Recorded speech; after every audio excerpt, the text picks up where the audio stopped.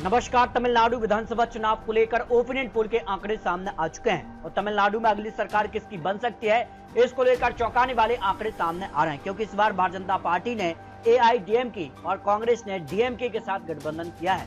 तो गठबंधन के बाद क्या कुछ आंकड़ा बन सकता है? तमिलनाडु में भारतीय जनता पार्टी का मिशन 2026 शुरू हो चुका है, क्योंकि इस साल 5 राज्यों में विधानसभा चुनाव होने हैं और ये पांचों राज्य इसलिए भी महत्वपूर्ण है क्योंकि अधिकतर राज्य जो है वो दक्षिण भारत के हैं। और ऐसे में दक्षिण भारत में क्या भारतीय जनता पार्टी खेला करने जा रही है या फिर एक तरफा डीएमके कांग्रेस यहाँ पर सरकार बनाने जा रही है? क्योंकि भारतीय जनता पार्टी ने एआईडीएमके के साथ गठबंधन किया है और गठबंधन के बाद क्या कुछ आंकड़ा बनने जा रहा है, क्योंकि वर्तमान में डीएमके और कांग्रेस की सरकार है। और ऐसे में तमिलनाडु में क्या बड़ा उलटफेर होगा या फिर डीएमके कांग्रेस की सरकार बनने जा रही है, इसको लेकर हर एक जिले के आंकड़े सामने आ चुके हैं। क्योंकि अगर बात किया है तो वर्तमान में यहाँ पर जो है गठबंधन के पास 159 विधायकों का समर्थन है, जबकि विपक्ष के पास यहाँ पर बात की जाए तो एआईडीएम के साथ 62 और भारतीय जनता पार्टी को केवल 4 यहाँ पर सीटों पर जीत मिली थी। और ऐसे में क्या कुछ आंकड़ा बन सकता है, क्योंकि 2021 में तो एक तरफा डीएमके ने बड़ी जीत हासिल की, लेकिन इस बार एआईडीएमके भारतीय जनता पार्टी का गठबंधन बना है। लोकसभा चुनाव में भी यहाँ पर इंडिया गठबंधन का ही पलड़ा भारी था, जो तमिलनाडु को लेकर महत्वपूर्ण आंकड़े सामने आ रहे हैं। ऐसे में बात की जाए तो चेन्नई की 22 सीटों को लेकर यहाँ एआईडीएमके भारतीय जनता पार्टी गठबंधन को 12 सीटें मिल सकती हैं, जबकि डीएमके कांग्रेस गठबंधन को 8 सीटें और अन्य पार्टी को 2 सीटें यहाँ पर जा सकती हैं। इसके अलावा बात किया यहाँ पर तिरुवल्लुर की 6 सीटों को लेकर तो यहाँ एआईडीएमके भारतीय जनता पार्टी को 3 सीटें, कांग्रेस और डीएमके को भी 3 सीटें यानी बराबरी की टक्कर यहाँ देखने को मिल सकती है। कन्याकुमारी की 6 सीटों की बात की जाए तो यहाँ पर भारतीय जनता पार्टी एआईडीएमके को 3 सीटें, डीएमके प्लस कांग्रेस के लिए 2 सीटें और 1 सीट अन्य पार्टी के पक्ष में यहाँ पर जा सकती हैं। तिरुनेलवेली की यहाँ 5 विधानसभा सीटों में एआईडीएमके भारतीय जनता पार्टी को 3 सीटें, कांग्रेस और डीएमके को 2 सीटें और अन्य पार्टी को 0 सीट यहाँ पर जा सकती है। तेनकासी की 5 सीटों को लेकर बात की जाए तो AIADMK plus Bharatiya Janata party को यहाँ 3 सीटें, डीएमके कांग्रेस गठबंधन को 2 सीटें और अन्य पार्टी को 0 सीट की संभावना ओपिनियन पोल में नजर आ रही है। यहाँ पर तुड़ुकुड़ी की 6 सीटों में से एआईडीएमके को 3 सीटें, डीएमके कांग्रेस गठबंधन को भी 3 सीटें यहाँ पर जा सकती हैं। जबकि बात की जाए तो यहाँ पर रामनाथपुरम की एआईडीएमके भारतीय जनता पार्टी को 1 सीट, डीएमके कांग्रेस गठबंधन को 3 सीटें यहाँ पर जा सकती हैं। टहनी की 4 सीटों में बात की जाए तो एआईडीएमके भारतीय जनता पार्टी गठबंधन को 2 सीटें मिल सकती हैं, डीएमके और कांग्रेस गठबंधन को यहाँ पर 2 सीटें जा सकती हैं। जो ओपिनियन पोल के आंकड़े तमिलनाडु को लेकर लेटेस्ट और महत्वपूर्ण आंकड़े सामने आ रहे हैं। मदुरई की 10 सीटों में भारतीय जनता पार्टी एआईडीएमके को 5 सीटें, डीएमके कांग्रेस गठबंधन को 4 सीटें और अन्य पार्टी को 1 सीट पर जीत की संभावना नजर आ रही है। शिवगंगा की 4 सीटों में भारतीय जनता पार्टी एआईडीएमके को 2 सीटें, डीएमके कांग्रेस गठबंधन को 1 सीट और अन्य पार्टी को भी 1 विधानसभा सीट यहां पर जा सकती है। पुडुकोट्टई की 6 सीटों में बात की जाए तो एआईडीएमके को 3 सीटें भारतीय जनता पार्टी जो गठबंधन है, जबकि डीएमके कांग्रेस गठबंधन को 2 सीटें, अन्य पार्टी को 1 सीट पर जीत की संभावना नजर आ रही है। तंजापुर की 8 सीटों में भारतीय जनता पार्टी एआईडीएमके को 5 सीटें, डीएमके कांग्रेस गठबंधन को भी 3 सीटों पर जीत की संभावना ओपिनियन पोल में नजर आ रही है। नागपट्टनम की 3 विधानसभा सीटों की बात की जाए तो एआईडीएमके भारतीय जनता पार्टी को 2 सीटें और डीएमके को यहाँ पर 1 सीट और अन्य पार्टी को 0 सीट यहाँ पर जा सकती है। मेलाथुरई की बात की जाए तो 3 सीटों की तो यहाँ 1 सीट पर भारतीय जनता पार्टी एआईडीएमके को जीत मिल सकती है और 2 सीटों पर डीएमके कांग्रेस गठबंधन की जीत की संभावना ओपिनियन पोल में नजर आ रही है। जबकि अरियालूर की 2 सीटों में दोनों सीटों पर एआईडीएमके को दोनों सीटों पर जीत की संभावना यानी भारतीय जनता पार्टी गठबंधन को दोनों सीटें जा सकती हैं।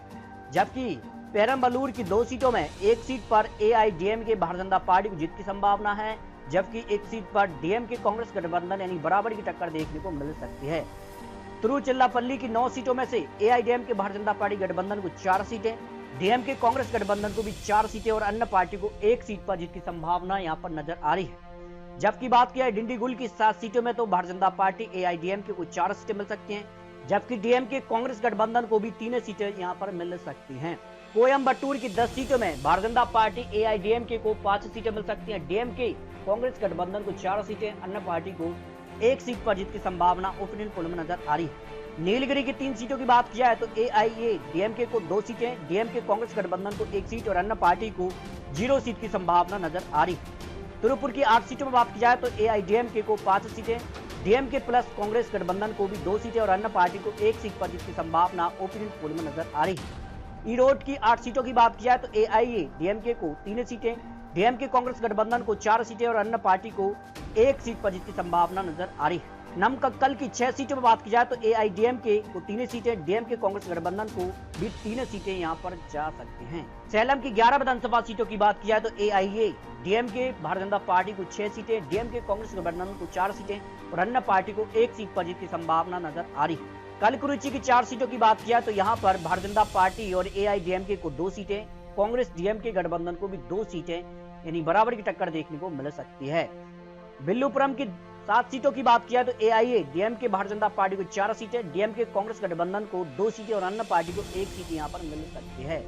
तिरुवन्नामलाई की 8 सीटों की बात की जाए तो यहां पर एआईडीएमके भारतीय जनता पार्टी गठबंधन को 4 सीटें, डीएमके और कांग्रेस गठबंधन को 3 सीटें और अन्य पार्टी को 1 सीट पर जीत की संभावना यहां पर नजर आ रही है। धर्मपुरी की 5 सीटों की बात की जाए तो एआईएडीएमके को 2 सीटें, डीएमके कांग्रेस गठबंधन को 3 सीटें और अन्य पार्टी को यहां पर 0 सीट की संभावना ओपनिंग पोल में नजर आ रही है।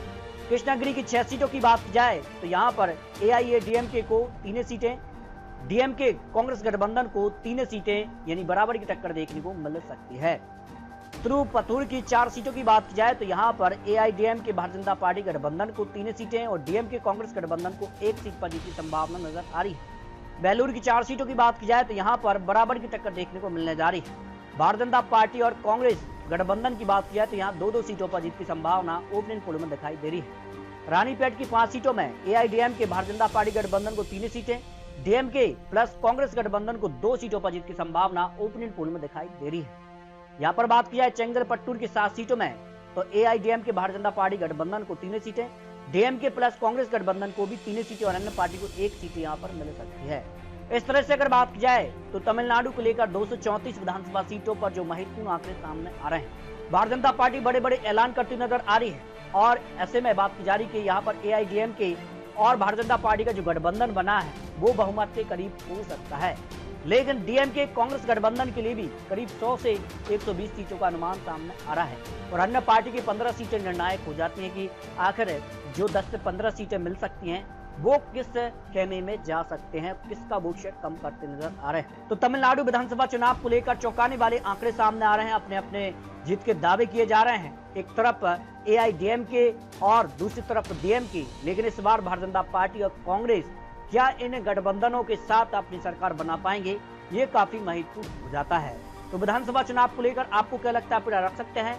बहुत जल्द आपको महत्वपूर्ण और लेटेस्ट और नए आंकड़े दिखाने जा रहे हैं, क्योंकि ये तो चुनावी आंकड़े, चुनावी अनुमान है, चुनावी घोषणा के साथ है किस प्रकार के चुनावी वादे और महिलाओं को लेकर क्या कुछ बड़े ऐलान होते हैं, ये काफी महत्वपूर्ण हो जाता है।